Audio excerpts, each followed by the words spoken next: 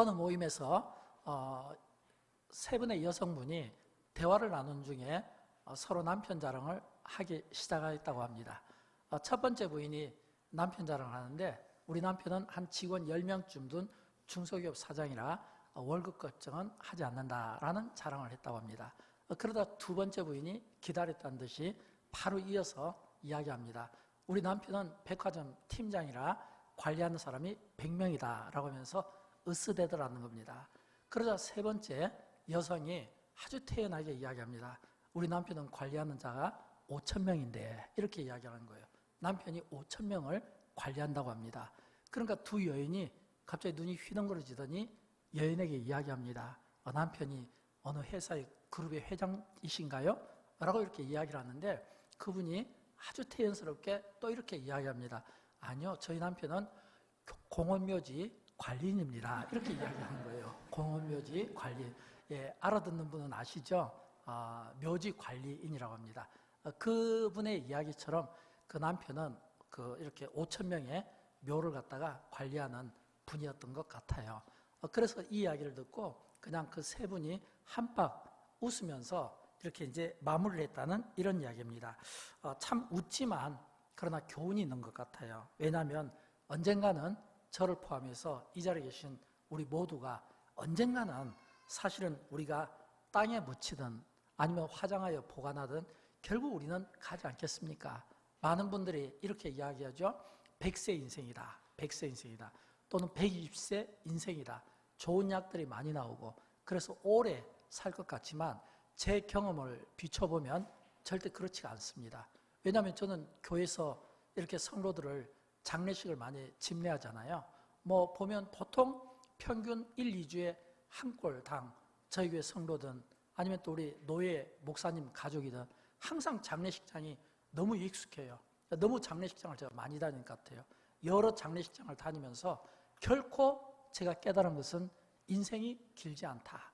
사람들은 오래 살 것처럼 이야기를 하는데 제 경험에 비춰보면 결코 인생이 길지 않다는 것을 제가 깨닫게 됩니다.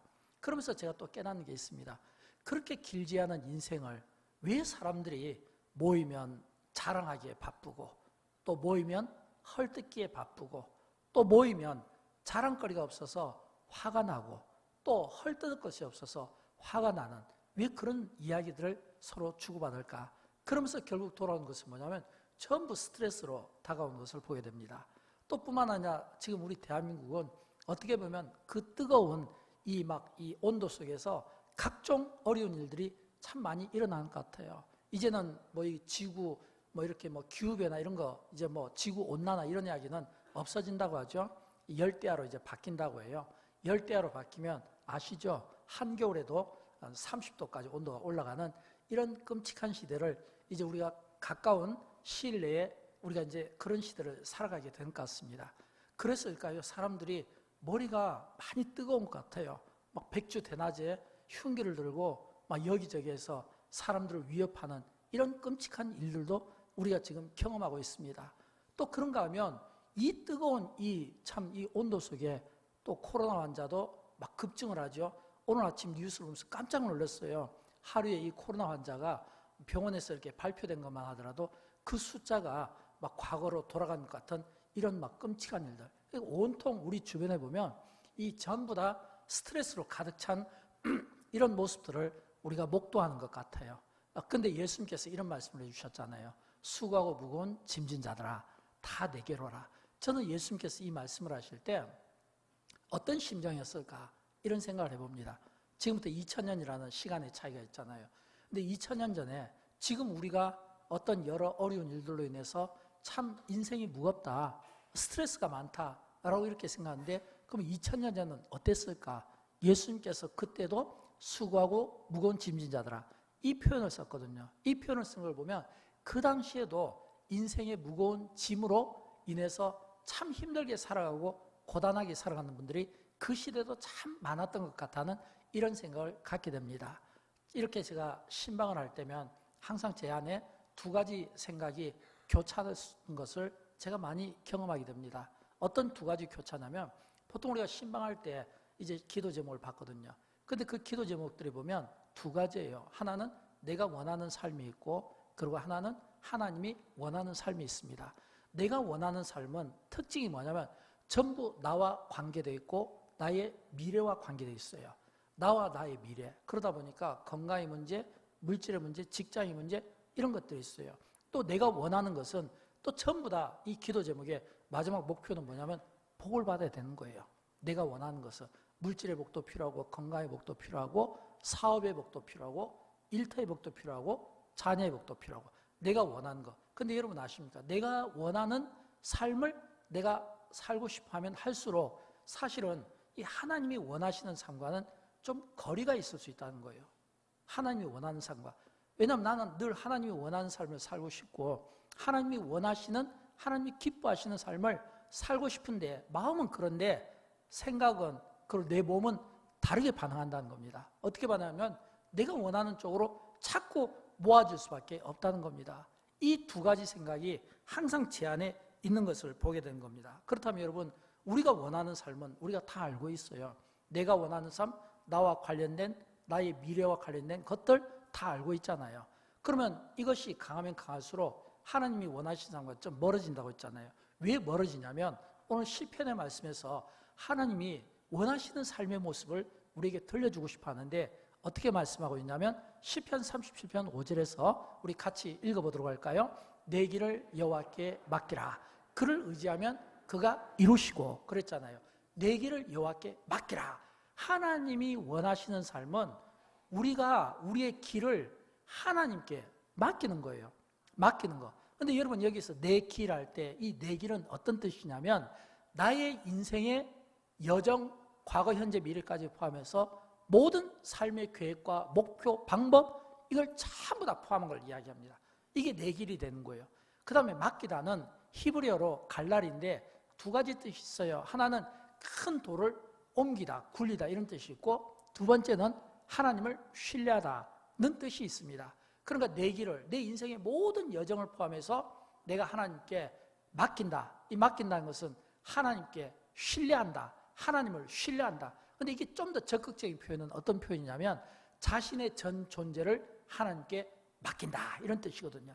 자신의 전 존재를 하나님께 맡긴다. 하나님께서 내 인생을 복되게 해주실 것을 믿는 믿음의 관점에서 하나님께 나의 모든 것을 맡긴다 이런 뜻이에요. 그러니까 내 길을 여호와께 맡기라 이 뜻은 오늘 내가 믿음의 관점에서 하나님께서 나에게 복 주실 것을 믿고 나의 모든 길을 내가 생각하고 계획한 것들을 전부 하나님께 맡기라. 이게 인생의 복이라는 거예요. 그런데 여러분 이런 말씀들은 우리가 성경에서 많이 나옵니다.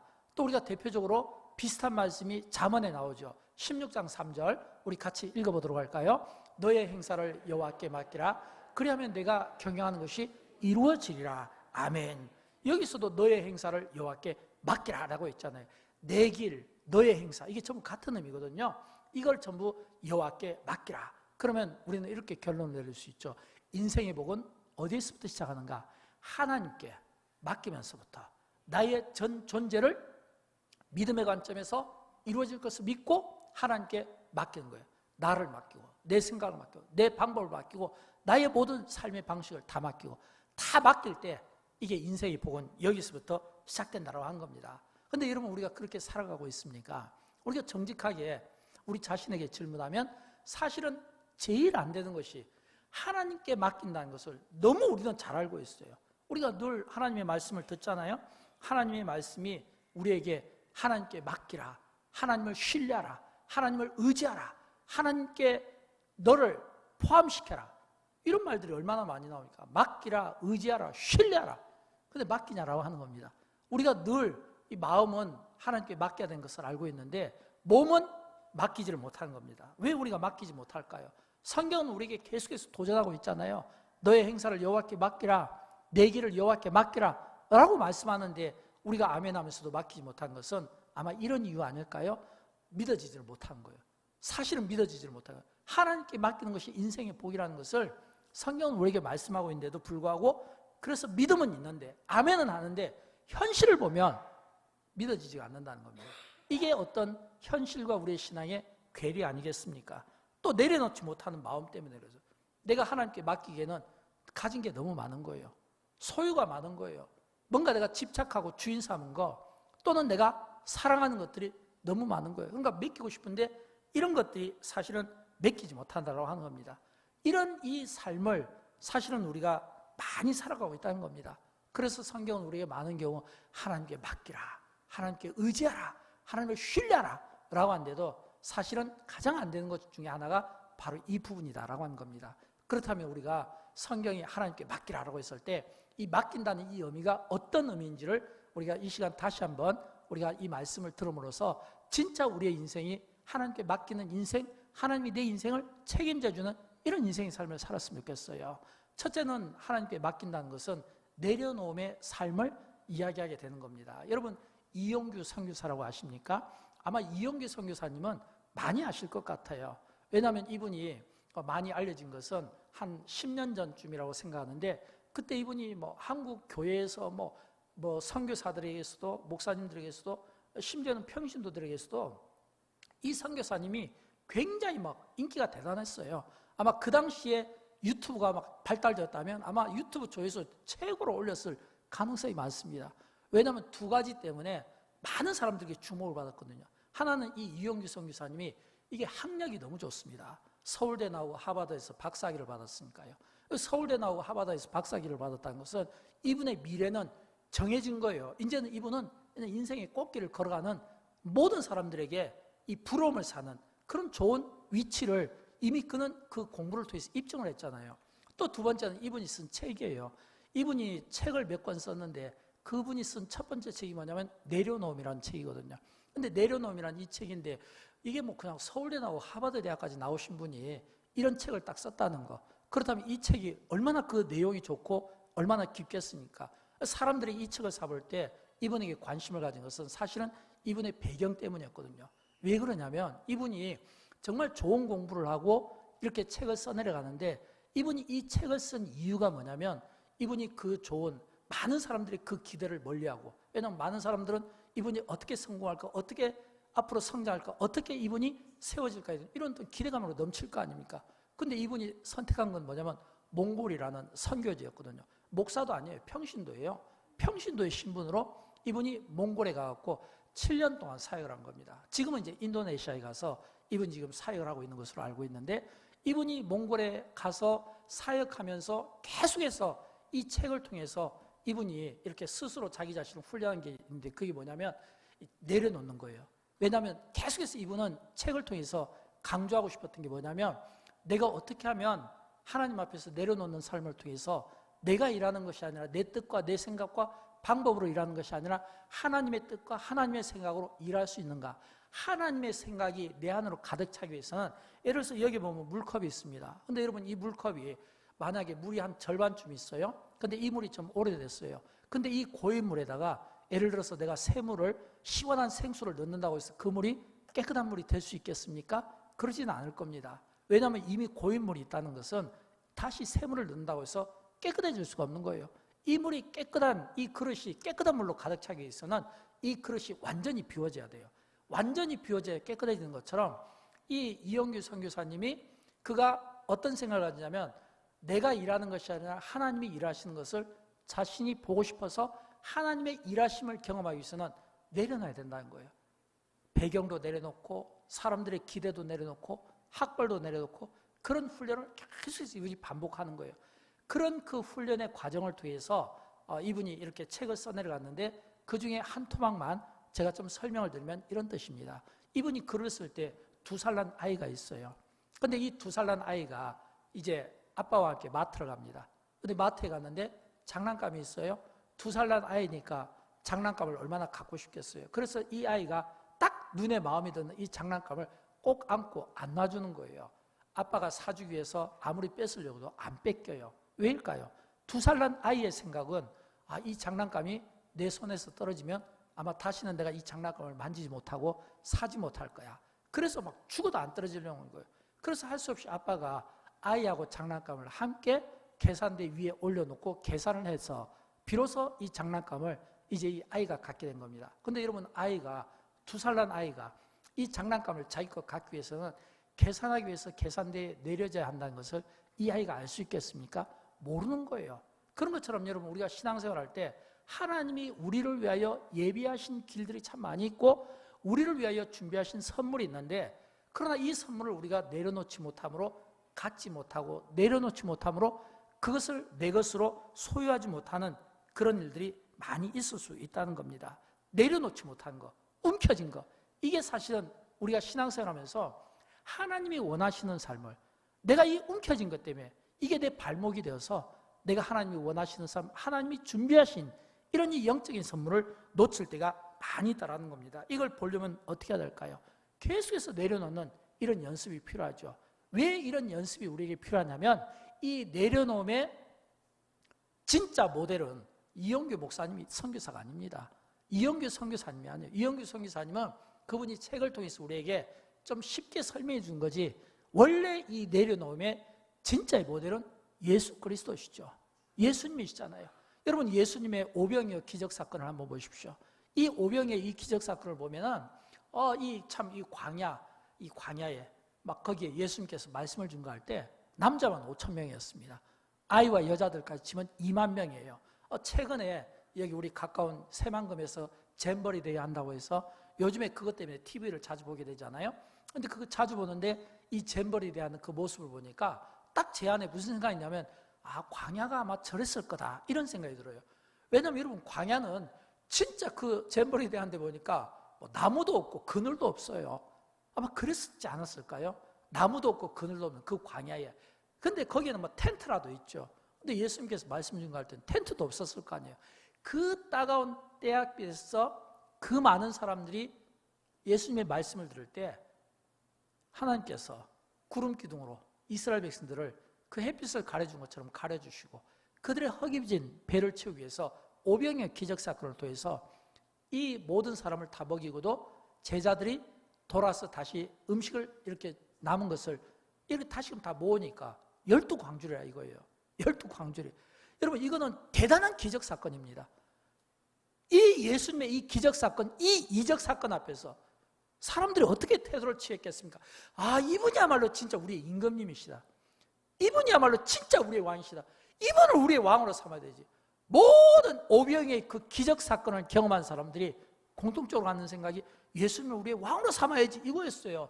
그때 여러분, 예수님이 내려놓은 삶이란 어떤 삶이냐면, 그분이 홀로 조용히 산으로 떠나신 거예요. 요한복음 6장에 보면 나오는데, 요한복음 6장 15절 말씀인데 우리 같이 읽어보도록 할까요? 혼자 산으로 떠나가시니라, 이렇게 됐잖아요. 혼자 산으로 떠나가시니라. 모든 사람들의 기대, 모든 사람들의 칭송 뒤로 하고 12제자까지도 멀리하고 예수님 산으로 조용히 가신 거예요. 이게 뭘 뜻할까요? 이게 내려놓는 삶입니다. 그러면 예수님이 거기서 뭘 하셨겠어요? 주님이 산에 가셨다는 것은 딱 한 가지예요. 산에서 하나님과 1대1의 교제, 기도의 삶을 사셨다라고 이렇게 볼 수가 있는 거죠.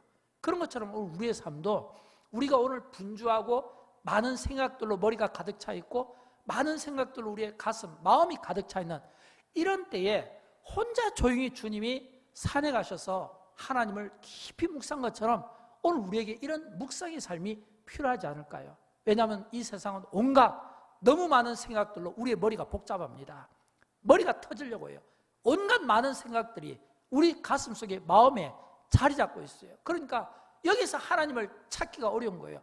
하나님이 우리 공간에 들어오기가 어려운 이런 시대를 우리가 살아가고 있다는 겁니다. 반면에 예수님은 어떤 삶을 사셨습니까? 예수님은 우리와 다르게 예를 들어서 잼버리 때문에 신경 쓰고 나라 때문에 신경 쓰고 무엇 때문에 신경 쓰고 이런 삶이 아니잖아요. 딱 한 가지 초점이었어요. 모든 인류를 구원하기 위하여 십자가를 지는 삶이 예수 그리스도의 삶이었고, 모든 인류의 구원을 위하여 십자가를 진 이 삶을 위하여 자기를 희생하고 포기하는 삶을 사셨지만 멋진 삶이라는 거예요. 여러분, 우리 성경은 우리 믿음의 사람들을 경주로, 믿음의 경주로 이렇게 비유로 말씀하는 경우가 참 많습니다. 히브리서에도 보면 그런 말씀이 나오죠. 12장 1절 말씀인데 우리 같이 읽어보도록 할까요? 모든 무거운 것과 얽매이기 쉬운 죄를 벗어버리고 인내로서 우리 앞에 당한 경주를 하며, 그랬거든요. 여러분, 경주하는 사람들의 특징이 뭘까요? 경주하는 사람들의 특징은요, 이 몸이 가벼워야 됩니다. 몸이 가벼워야 돼요.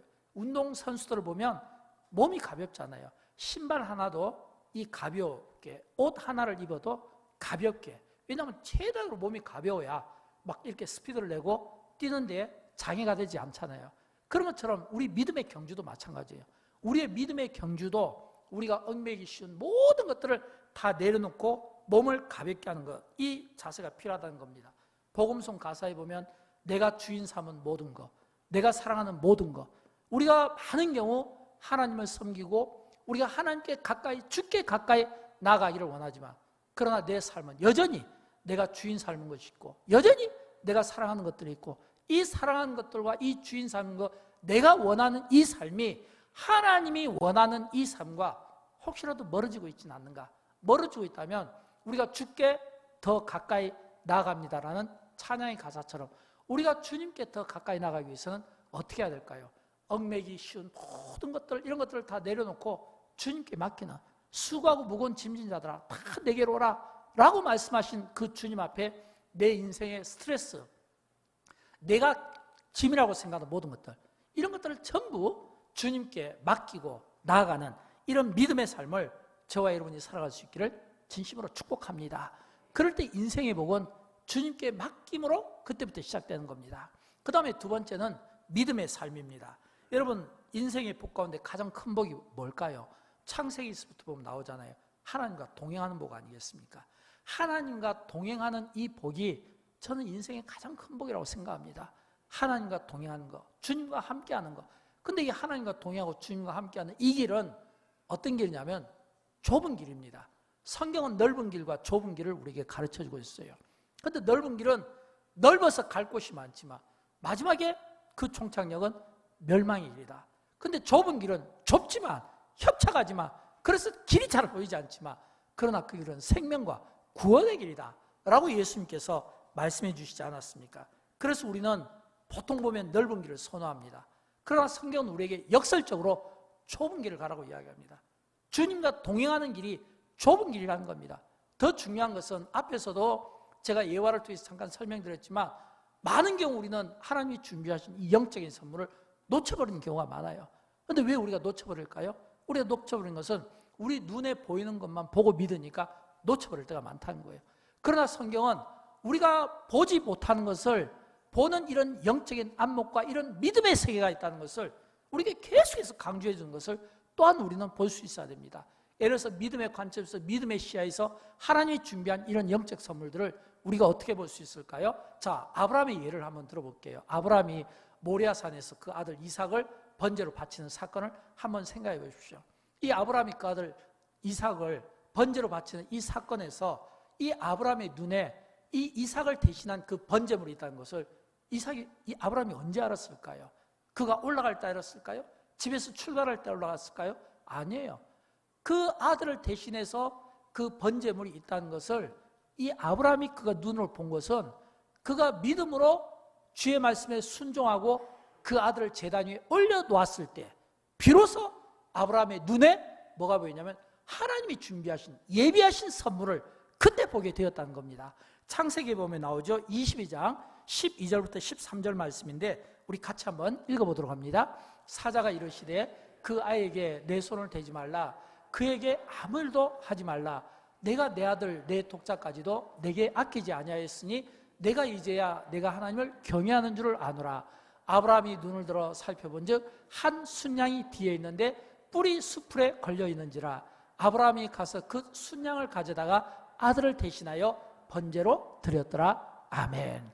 여기 보면 이 아브라함이 언제 그 눈에 보였냐면 그 아들을 그 번제물에 올려놓았을 때 비로소 그때 아브라함의 눈에 뭐가 보이냐면 순양이 보인 겁니다. 여러분, 믿음은 우리 눈에 보이는 것을 믿는 게 아니라 보이지 않는 것을 보는 그 안목을 가지고 믿음의 관점에서 볼 때 하나님이 우리에게 보여주신다고 하는 사실을 믿으시기 바랍니다. 우리가 히브리서 11장을 이야기할 때 믿음의 장이라고 이야기하잖아요. 이 믿음의 장에서 믿음의 정의가 히브리서 11장 1절에 나와 있어요. 어떻게 나와 있을까요? 같이 읽어봅니다. 믿음은 바라는 것들의 실상이요 보이지 않는 것들의 증거니, 그랬잖아요. 믿음은 보이지 않는 것들의 증거니, 믿음은 보이지 않는 세계와 관련이 있다는 겁니다. 믿음은 보이지 않는 세계와 관련이 있는 겁니다. 믿음은 내 눈에 보이는 것, 현실적인 것들, 내 눈에 보이는 것이 다가 아니라는 거예요. 내 눈에 보이는 것은 세상이 우리에게 자꾸 속삭이는 거예요. 세상은 우리에게 이야기합니다. 눈에 보이는 것 자꾸 믿게 만드는 거예요. 눈에 보이는 것이 이게 팩트다. 눈에 보이는 것이 사실이다. 눈에 보이는 것을 자꾸 우리에게 믿게 강요를 하는 겁니다. 그러나 하나님은 달라요. 하나님은 우리 안에서 새 일을 행하시기를 원하시는 분이십니다. 눈에 있는 것으로 이 세상을 보시는 것이 아니라 보이지 않는 그 세계를 볼 수 있도록 안목을 주시고 믿음의 눈을 주심으로 말미암아 그 세계를 볼 수 있도록 만들어 주시는 겁니다.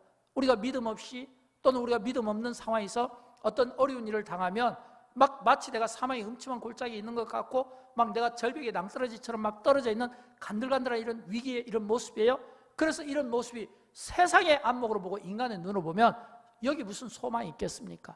그러나 믿음의 관점에서 보면 비록 내가 사망의 음침한 골짜기에 있다 할지라도 그 가운데서도 나를 건져주시기 위하여 손을 내미시는 여호와의 손을 볼 수 있다는 거예요. 이게 믿음의 관점이에요. 그래서 우리는 많은 경우 위기의 때에 오히려 우리가 믿음의 관점으로 오히려 바라봄으로 말미암아 믿음의 세계를 볼 수 있는 이런 복들을 우리가 얻을 수 있다라고 하는 겁니다. 사랑하는 여러분, 왜 제가 이 말씀을 드릴까요? 우리는 많은 경우 눈에 보이는 것으로 모든 것들을 결정하고 판단하고 싶어 합니다. 그러다 보니까 하나님을 자꾸 내 생각의 틀에 가두고 싶은 거예요. 여러분, 하나님을 우리의 생각의 틀에 가둘 수 있나요? 하나님은 우리에게 통제받지 않으신 분이십니다. 하나님은 우리가 가둘 수 있는 분이 아니에요. 하나님은 우리의 생각대로 움직이시는 분이 아니에요. 근데도 불구하고 우리는 많은 경우 하나님을 내 생각 속에 넣어놓고 내 생각 속에서 내 틀 속에서 자꾸 해석을 하고 싶어 하는 거예요. 이상한 해석들이 자꾸 나오게 되는 거예요. 원래는 내 생각인데 하나님을 그 속에 넣고 마치 하나님의 생각인 것처럼 이야기하는 경우가 너무 많다는 겁니다. 하나님은 인간의 통제를 받으시는 분이 아니에요. 하나님은 인간의 생각 속에 들어가서 그 생각대로 움직이시는 분이 아니에요. 하나님이 우리 속에 들어오셔서 하나님이 우리 속에서 일하심으로, 나를 통해 일하심으로, 나의 열매를 통해 하나님의 그 드러나신 그 영광을 보여준다고 하는 겁니다. 그러려면 어떻게 될까요? 당연히 우리 속에 하나님이 들어오시도록 우리를 비워드리는 이런 노력들이 많이 해야 되겠죠. 그러기 위해서는 무엇보다도 하나님이 우리 속에 들어오실 수 있도록 내려놓는 것이 중요합니다. 또 하나님이 우리 속에 들어오시면 하나님이 우리에게 어떤 말씀을 해주실까요? 꿈을 이야기해 주시겠죠. 비전을 이야기해 주시겠죠. 뭔가 창조적이며 뭔가 열정적인 이야기들을 해주겠죠. 과거에 어렸을 때 어떤 놈을 보면 기가 따갑게 들었던 말씀이 있어요. 그게 뭐냐면 비전, 믿음, 열정, 이런 이야기들 너무너무 많이 들었어요. 요즘에는 식상해서 그럴까요? 이런 단어들을 잘 쓰지를 않습니다. 이상한 단어들을 자꾸 쓰는 거예요. 어렸을 때부터 늘 들어왔던 거, 하나님의 사람들은, 하나님의 뜻 가운데 사는 사람들은 하나님의 그 뜻 안에서 주님이 주시는 비전, 예를 들어서 뭐 다윗의 비전, 요셉의 비전, 다니엘의 비전, 다니엘의 순결성, 요셉의 순결성, 정직성, 이런 이야기가 요즘에는 잘 안 나와요. 교회 안에서. 왜일까요? 자꾸 뭔가 세상의 눈에 보이는 것들을 가지고 자꾸 이걸 사실화시키다 보니까 원래 우리가 들어야 될 참 기가 막힌 이런 주옥 같은 말씀들을 놓치며 살아갈 때가 너무 많다는 것을 보게 된 겁니다. 그러니까 자꾸 믿음이 막 변질되는 것을 느끼면서 참 이렇게 때로는 염려되지 않을 수가 없다고 하는 것입니다. 사랑하는 여러분, 우리가 믿음을 이야기할 때 이 믿음은 불가능을 가능케 하는 겁니다. 안 되는 것을 되게 만드는 거예요. 그런데 여러분 아십니까? 예수님의 언어를 한번 보십시오. 예수님이 어떤 언어를 사용하셨습니까? 내 믿음대로 될지어다. 너 믿음이 이거밖에 안 되니? 내 믿음대로 될지어다. 내 믿음이 너를 구원했다. 내 믿음이 내 제사함을 받았다. 내 믿음이 내 병을 고쳤다. 이게 주님의 언어입니다. 이런 언어들을 우리가 사용할 수 있어야 되고 이런 언어들을 통해서 우리의 믿음이 세워져야 되지 않겠습니까? 저는 여러분, 우리가 하나님께 맡긴다는 것은 하나님에 대해서 전폭적으로 가진 믿음이에요. 이런 믿음을 가지고 하나님께 믿음의 관점에서 전폭적으로 나를 맡기는 거예요. 맡길 때 내 믿음대로 될지어다. 믿음대로 이루어지는, 믿음대로 선포되는 그 믿음의 역사가 저와 여러분에게 있게 되기를 주님의 이름으로 축원드립니다. 이런 믿음을 우리가 회복해야 되지 않겠습니까? 저는 여러분 이런 이 믿음이 오늘 우리의 삶에 너무 중요하다고 생각해요. 예수님께서 십자가를 지실 때 마지막 십자가상에서 가상 7원 중에 마지막 말씀이 뭐죠? 다 이루었도다 이거잖아요. 그런데 믿음의 사람은 어떤 사람일까요? 믿음의 사람들은 이걸 믿어야 되는 거예요. 주님이 다 이루셨도다. 근데 이게 세상의 관점으로 보면 이루어진 게 없어요. 왜일까요?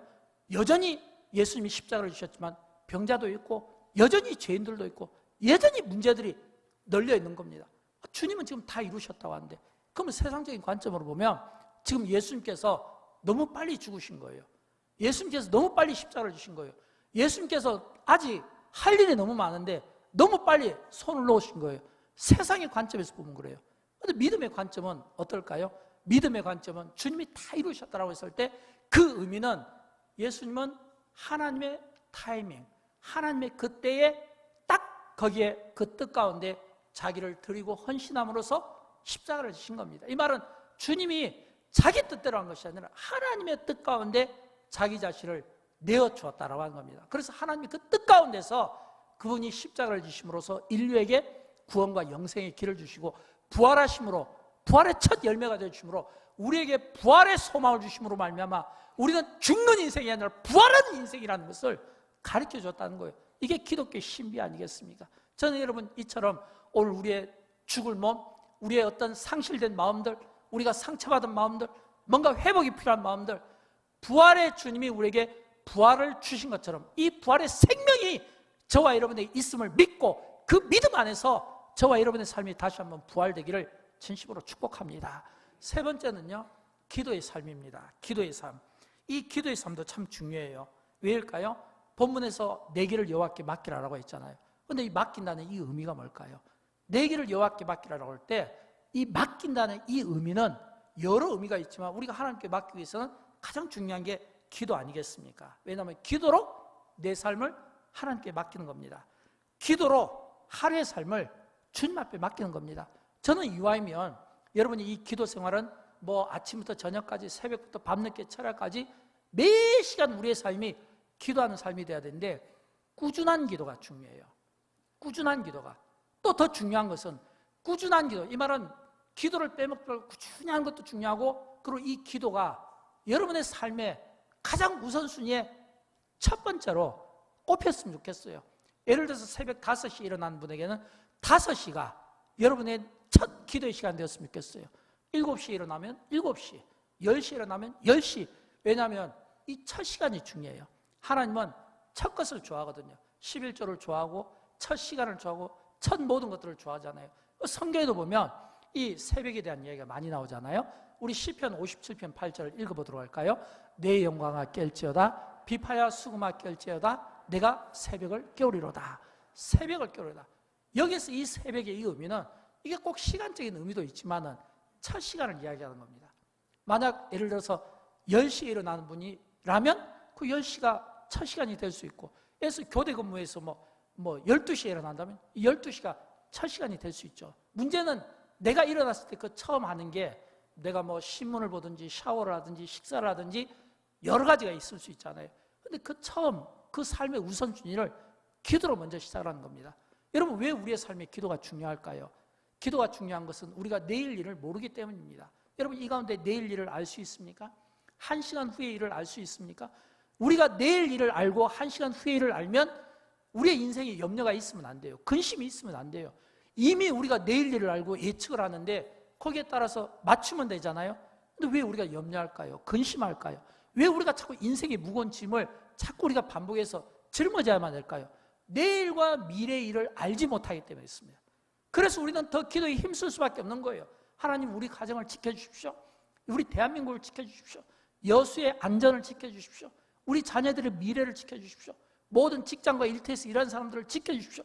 이 기도가 먼저 첫 번째 선행돼야 되는 것은 내가 주님과 이 첫 시간을 기도의 시간으로 드림으로 말미암아 하루 내내 주님이 나의 기도의 시간과 함께 동행해 주시기를 원하고 바라시는 그 마음이 있잖아요. 그런 그 마음이 우리의 기도 속에 포함이 되어야 된다는 겁니다.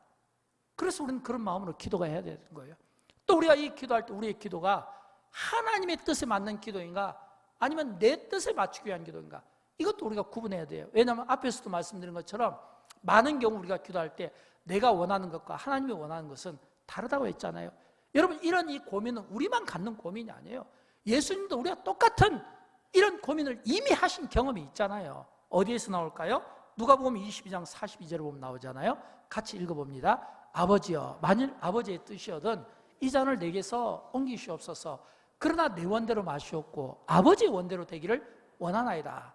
여기 보면 내 원이 있잖아요. 주님도 그 육신이 원하는 마음이 잠깐이라도 있었어요. 저는 이 말씀이 우리에게 주는 교훈이 크다고 생각합니다. 왜냐하면 이 말씀을 통해서 우리에게 겸손을 가르쳐주고 이 말씀을 통해서 주님이 우리를 아신다는 거예요. 내가 너를 알고 있다. 얼마나 약한지, 얼마나 수고하는지, 얼마나 인생의 고단함 속에서 살아가고 있는지, 얼마나 많은 스트레스로 힘들어하는지, 너희가 무엇을 원하는지 알고 있다는 겁니다. 주님도 자기의 원이 있었잖아요. 주님, 이 잔을 내게서 옮기시옵소서. 이건 주님의 뜻이었어요. 주님이 원하는 거였습니다. 그러나 바로 그 기도를 어떻게 바꾸나요? 하나님 아버지의 원대로 되기를 원하나이다. 하나님 아버지의 원대로 되기를. 그래서 우리는 기도 생활도 그렇고 믿음의 삶도 그렇고 내려놓는 삶도 그렇고 하나님께 맡기는 삶도 그렇고 늘 마음은 하나님께로 가 있지만 그러나 몸은 내가 원하는 대로 가 있고 하나님께로 그리고 내 몸이 서로에게 간격이 좁혀지고 넓혀지는 이 선상에서 우리가 믿음의 삶을 살아가고 있다고 하는 것입니다. 저는 가끔씩 이 간증하시는 분들을 보면 저는 사실은 간증하는 거 많이는 믿지 않습니다. 왜냐하면 이 간증하시는 분들이 자꾸 간증이 달라요. 처음 들었을 때하고 시간이 지나면 간증이 상황에 따라 조금 변하는 것을 많이 보게 됩니다. 그래서 저는 간증에 대해서 그렇게 큰 신뢰는 하지 않습니다. 오히려 좀 간증보다는 하나님의 말씀을 듣는 게 저는 더 좋아요. 그러나 가끔씩 간증할 때 보면 처음에 했던 분의 그 간증을 보면 공통점이 있어요. 두 가지 면에서 공통점이 있어요. 그것은 뭐냐면 처음에 간증할 때 그분은 응답을 받았기 때문에 간증하는 겁니다. 자기 인생에 주님이 찾아와 주셔서 어떤 문제나 기도 속에서 응답 주시고 인생의 터닝 포인트를 경험하니까 그게 간증이 나올 거 아니에요. 그렇죠? 또 두 번째는 이 간증에는 반드시 뭐가 따르면 눈에 눈물이 고여 있어요. 눈에 눈물이. 이 눈에 눈물이 고여 있고 그리고 뭔가 주님이 자기 인생의 어떤 문제를 해결해 주시고 삶 속에 개입하셔서 터닝 포인트를 해줬다면 그러면 이분은 은혜를 받은 거죠. 저는 우리가 항상 그럴 수는 없지만 우리의 기도의 삶이 그랬으면 좋겠어요. 은혜의 삶이 되었으면 좋겠어요. 은혜의 삶. 이 말은 우리가 무슨 일을 하든지 우리가 꾸준히 은혜의 이 삶에 대한 이 목마름을 가지고 우리가 하나님 앞에 기도에 열심으로 한다는 것. 저는 이게 참 중요하다고 생각합니다. 기도보다 더 중요한 것은 믿음의 기도입니다. 그리고 이 믿음의 기도보다 더 중요한 것은 맡기고 믿음으로 드리는 기도입니다. 하나님께 믿음으로 맡기고 기도할 때 하나님께서 그 인생을 능력을 주시고 축복해 주신다는 사실을 믿으시기 바랍니다. 사랑하는 여러분, 이제 말씀을 마치도록 하겠습니다. 오늘 시편은 우리에게 이렇게 권면합니다. 도전합니다. 어떻게 해요? 내 길을 여호와께 맡기라. 근데 여호와께 맡긴 자에게 주시는 복이 있어요. 6절 말씀인데 우리 같이 읽어봅니다. 내 의를 빛같이 나타내시며 내 공의를 정오의 빛같이 하시리로다. 아멘. 여러분, 이 정오의 빛은 이것은 굉장히 강한 힘이거든요. 태양이 가장 힘있게 이게 떠오를 때 비칠 때 이게 정오의 빛입니다. 이제 지금은 막 폭염 때문에 우리가 참 숨쉬기 어렵지만 불과 한 2, 3주 전만 하더라도 뭐 우리 대한민국 전체가 막 또 이 막 비로 인해서 정말 힘들었잖아요. 막 비로 인해서 막 힘들 때 그래도 따가운 이 햇빛보다는 비 오는 날이 산책하니까 더 좋더라고요.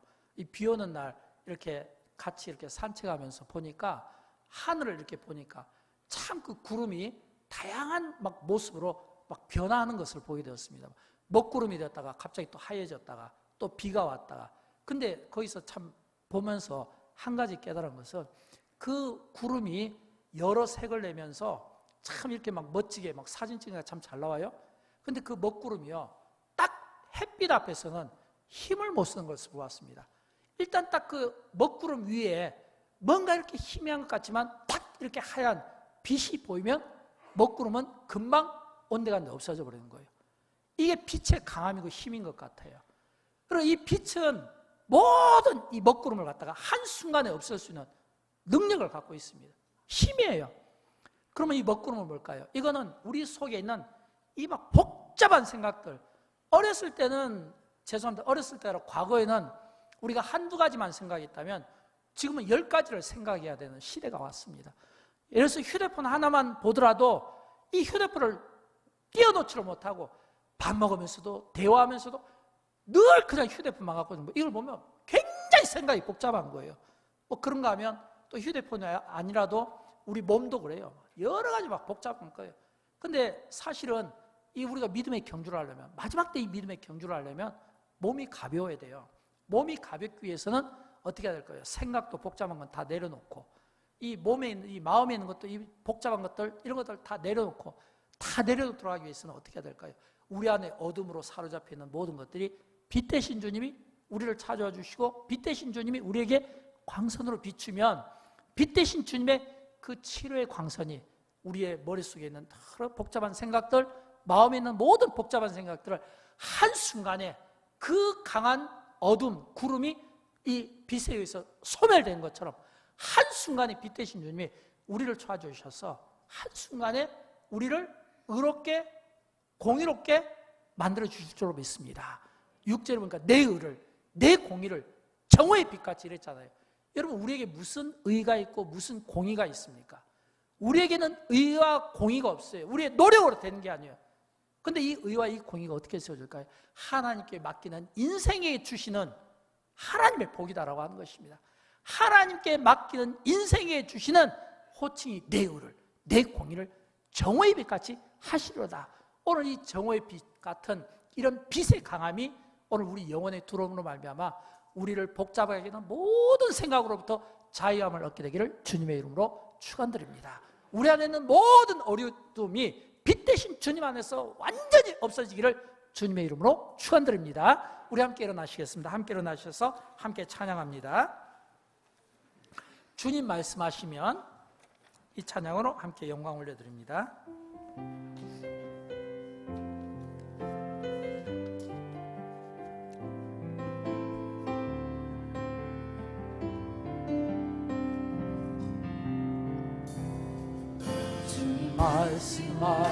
말씀하시며 내가 나아가리라. 주님 뜻이 아니면 내가 멈춰서리라.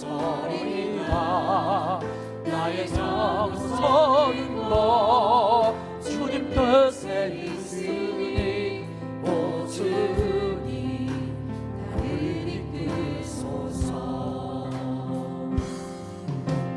말씀하시며 내가 나아가리라. 주님 뜻이 아니면 내가 멈춰서리라. 나의 가도서는 너 주님 뜻에 있으니 오 주님 나를 이끄소서. 그곳에 나 있기 원합니다. 이끄시는 대로 순종하며 살리니 연약한 내 영혼 통하여 일하소서. 주님 나라와 그 뜻을 위하여 오 주님 나를 이끄소서. 주님